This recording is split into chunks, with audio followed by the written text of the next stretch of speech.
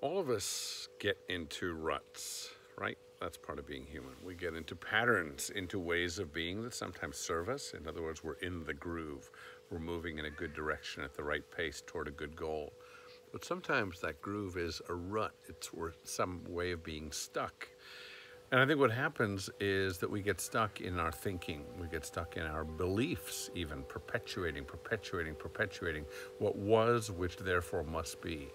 We get stuck in patterns of behaving and responding to behavior instead of every time being present and asking ourselves, what, based on my life experience and my willingness to be open to this particular moment that's never existed, what's appropriate now?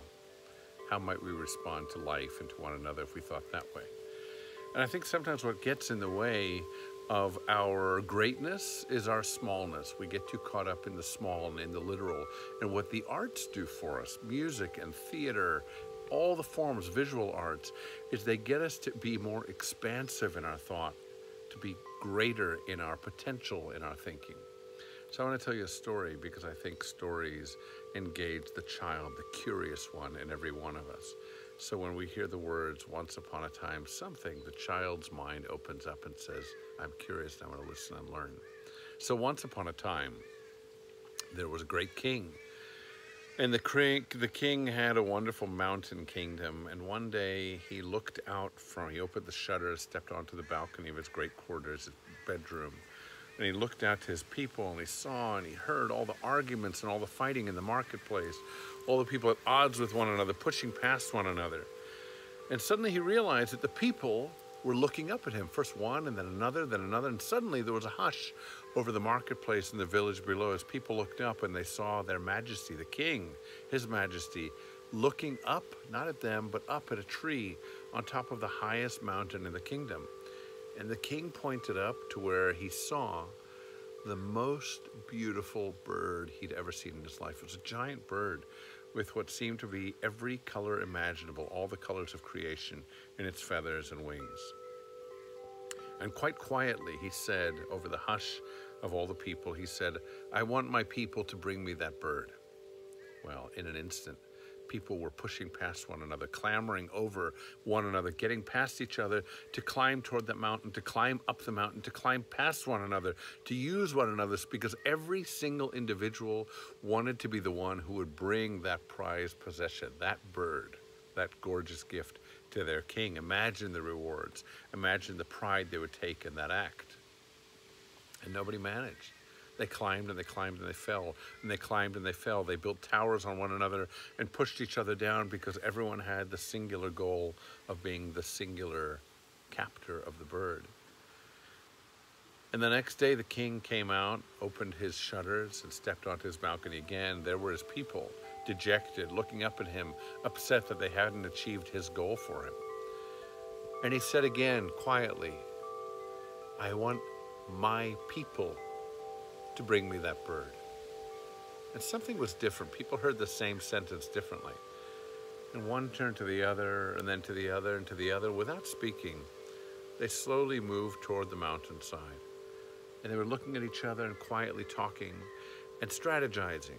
And then when they got to the base of the mountain and the base of the tree, they climbed and they climbed and they climbed. And then one helped the other, who helped the other, who helped the other. And so many people lined themselves up on each other's backs and shoulders, not for the purpose of being the one who would bring the king his bird, but to allow someone else to climb even higher. And ultimately, it was a little child who climbed over the backs and the shoulders and the backs and the shoulders and the backs of the shoulders of all of these strangers until finally that child reached the top of the tree and he plucked the bird down into his arms, held it against his chest, and gently the people lowered the boy down to the ground and walked with him down the mountain and back to the village and up to where the castle stood. And the boy came to the castle doors, and with his light hand he pounded on the doors, and the doors opened, and he walked inside and he came to the king's chambers, past the guards who were already expecting someone to come because they could see the people coming back toward the kingdom, toward the grounds of the castle. And again, gently, as firmly as he could, the boy pounded on the king's chambers door, and then the doors opened, and the king welcomed the boy. And he smiled and he looked down and he saw the bird in the boy's arms. And he took him out to that balcony, opened the same shutters, and he stepped outside with the boy.